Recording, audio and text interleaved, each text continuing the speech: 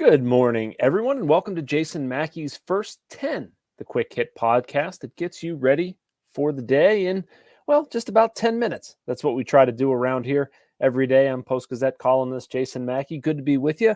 It was a busy weekend in Pittsburgh. Today's episode, we're going to talk about the Pitt Blue-Gold game, the Pirates splitting a series with the Phillies, and a milestone for one fan favorite.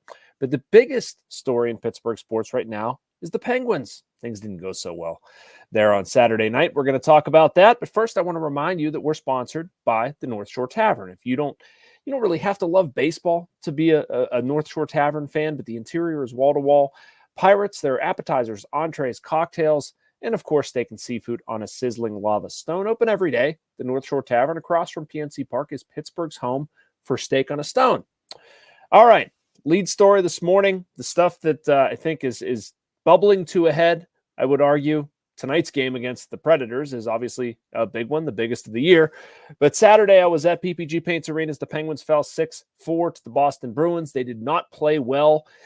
You can blame it on Alex Nedeljkovic or Tristan Jarry or whatever. They didn't play well enough in front of them. And I think they admitted as much, just far too many golden opportunities given. It feeds into a bigger thing that I talked about in my column going off of that game.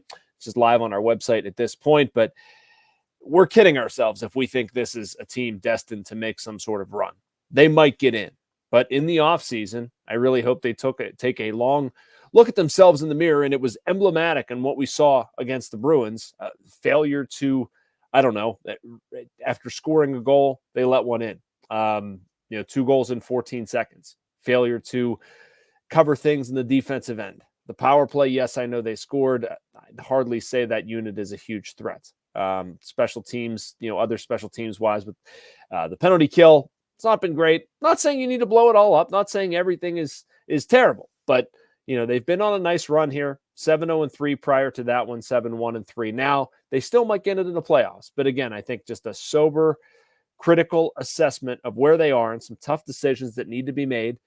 Well, Kyle Dubas is going to have his hands full, right? Until then, this is one heck of a race, isn't it? If you look at where they stand, and I kind of have to look at this, I have not committed it to memory yet, but the big story of the game Saturday is the Wings, Flyers, Capitals all winning. Penguins have 2 games left. Flyers have 1. Everybody else has 2. Capitals, Wings, and Flyers all have 87 points. The Penguins have 86, meaning they're obviously going to need some help. The Islanders sitting there 90 points in 3rd place in the Metropolitan Division. I can't believe that there's theoretically a chance, but there is. Everybody's in action on Monday. Wings, Habs, Islanders, Devils, Capitals, Bruins. Going to be interesting. It'll be also be interesting to see what Mike Sullivan does with his goaltenders. I don't know what you guys would think about doing. I would go with Tristan Jarry.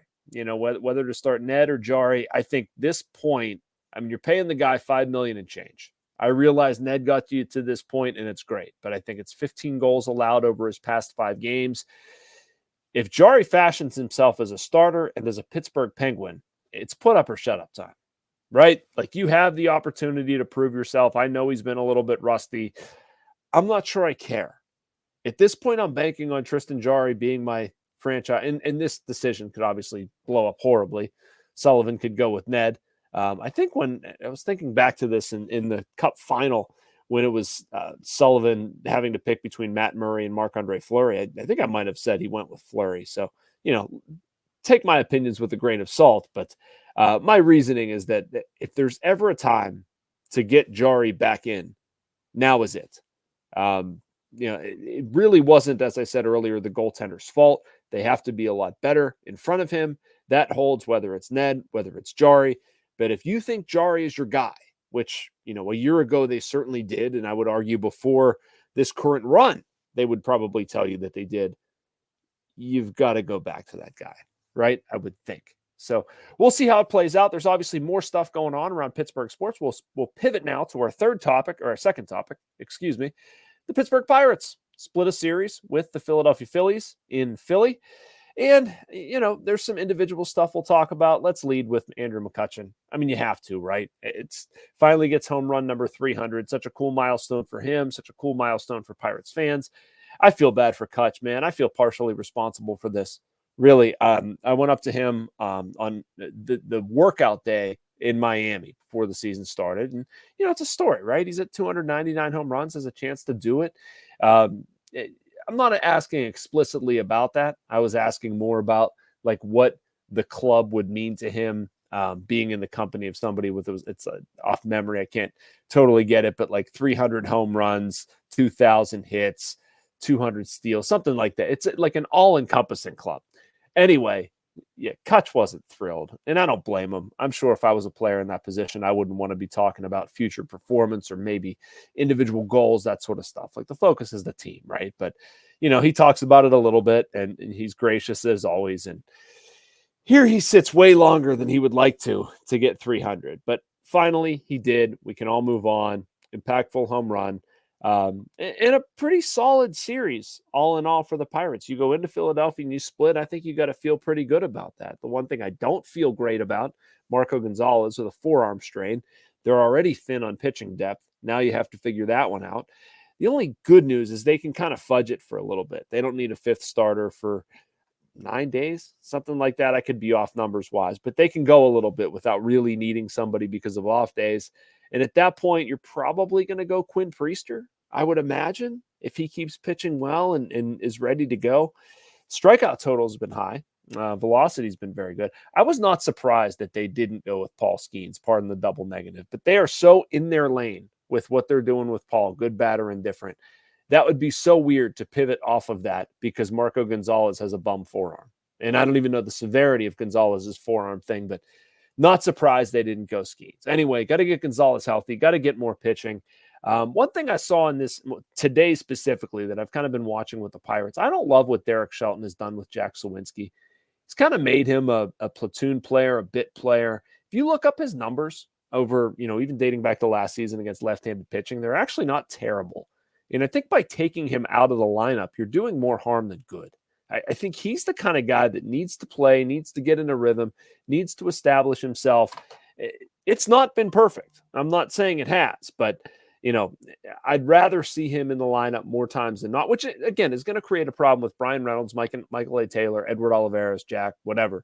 You even keeping Connor Joe in the mix with Rowdy Tellez at first base. It's an imperfect scenario. But I don't totally love Jack being a part-time player. We'll see what happens there. All in all, though, pretty good series, like I said, with the Pirates and Kutch. I wrote a column, too, about what Andrew McCutchen, I think, means to people of my generation. Obviously, I'm not a fan. This job beats that out of you pretty good. I've had that discussion with people. Like, I've never had an issue. If anything, you try to guard against, like, hating the team you cover or hating work. I don't. I love my job, but you are very much not rooting for things other than, I don't want to go to overtime. I don't want a rain delay. I don't want a long game. I want outcomes decided early so I can write a good story. So, you're not a fan, but you can still appreciate what Andrew McCutchen means. And the point of my column, just to sum it up here, is that for people in my generation, I would say, 40 and younger, something like that, we've never really had anything Pirates related to call our own. Everybody has sort of passed through here, gone somewhere else, and then they blow up, in a good way. Andrew McCutchen played his best baseball here, signed here, wanted to stay here, gave us something, became an established part of the community, actually valued this city, valued this team. And so I obviously that's going to be reciprocated. Yes, he went to other places, but nobody's going to identify Kutch as a Yankee, a Philly, a Giant, a Brewer, something like that. Like, he is a Pirate. And I just think it's such a cool thing for him to get 300 in this way.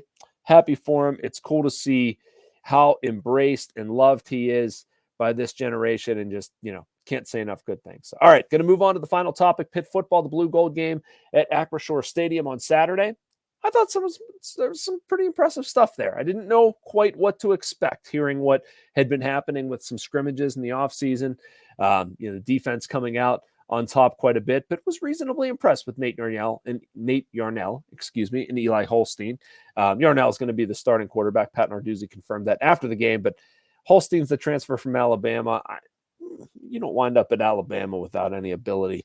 I would think that this kid probably gets in there and sees some time, but some interesting storylines with them. And to me, it's a lot offense.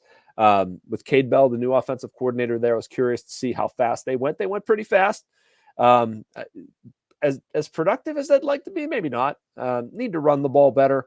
I expected a little bit more in that sense, but at the same time, it is tough with your offensive lineman kind of divvied up and you're doing an inter-squad scrimmage and you can't always get the best look at what you have running the ball. But I do think that even if you're in shotgun, you're in spread, you're doing all this funky stuff, like you got to be able to run the ball and create some tempo there.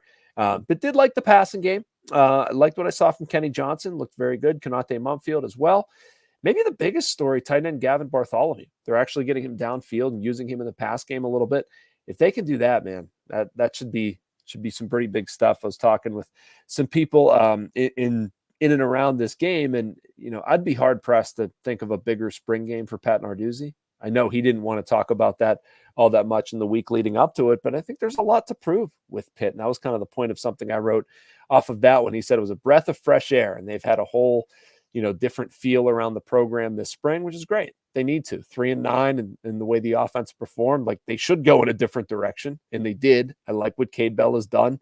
We're only partially there, but the first taste looked pretty solid. So looking to see more. That does it for me today. We'll have plenty more for you.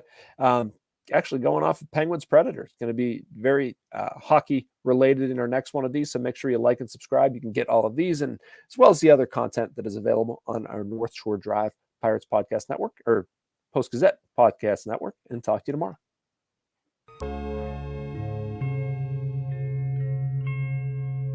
Thank you for checking out this content from Post-Gazette Sports. If you watch this video on YouTube, please like the video and subscribe to our channel. For all of the sports coverage the Post-Gazette has to offer, visit post-gazette.com.